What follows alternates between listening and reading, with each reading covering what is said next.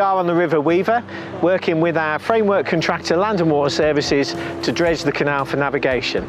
And we've come here today to talk about how when we carry out works on the waterway, we need to implement biosecurity measures to make sure that we're not spreading invasive species. More than 50 non-native species have accidentally been introduced into our canals, rivers and lakes from all over the world, and numbers are rising rapidly. They can cause major damage.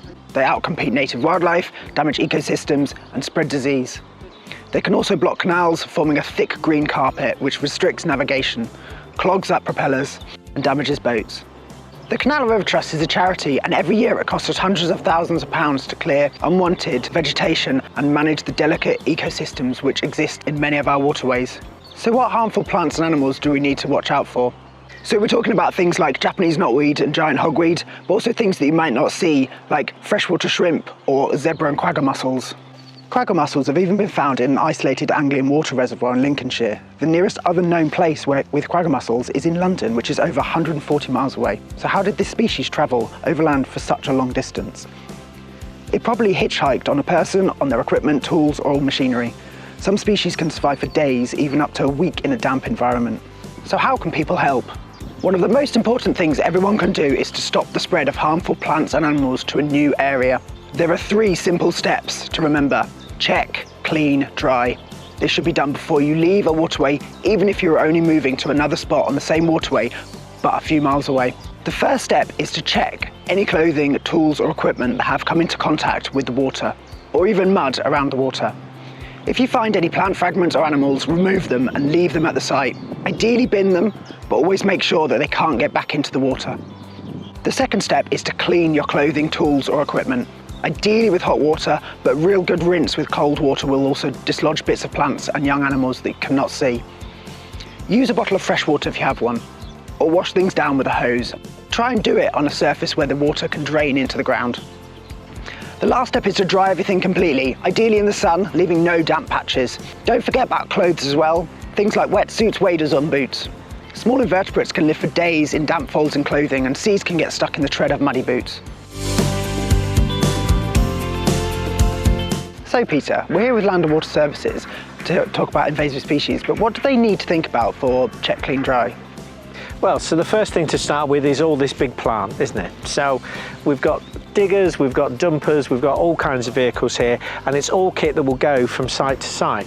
So really they need to make sure that when they bring it to a new site like this, that it's clean before it gets here. Check to see whether there's any obvious mud or plant material or other stuff on the vehicle, particularly in the tracks or the bucket or anything that might have been in the mud or the water. If there is stuff, clean it off. A jet wash is fantastic on these kinds of big bits of kit. And then if you're moving stuff away to another site, make sure it's dry before it goes somewhere else, and then you can be sure that you've got rid of everything. So what about smaller stuff like tools and equipment? Yeah, right. So obviously on a lot of our jobs, people are using small kit like shovels and so on. And that's just as important because as you can see from the state of this spade, yeah, there's mud there that I might be transferring from one job to another. Now, if you're on the same job for a long period of time, obviously you don't need to worry about that. The kit's not going anywhere.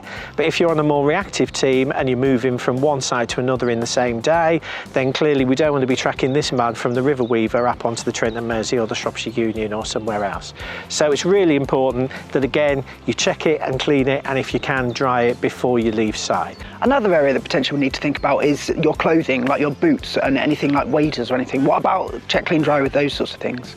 Yeah, absolutely, Tom. So a lot of our work is really mucky, so we are going to get covered in mud from doing works on the waterways, and so it's very easy for us to transfer plants and materials from one side to another if we don't clean ourselves as we go. Now, I'm not terribly muddy today, but I have got some mud on my boots there, and we don't want to be traipsing that off to another side. So just check it to see if there's anything on it that needs removing, clean off what you can with water and with a brush, and then make sure that you dry it out if you can. So what's the risk about moving soil around and preventing invasive species being spread like that?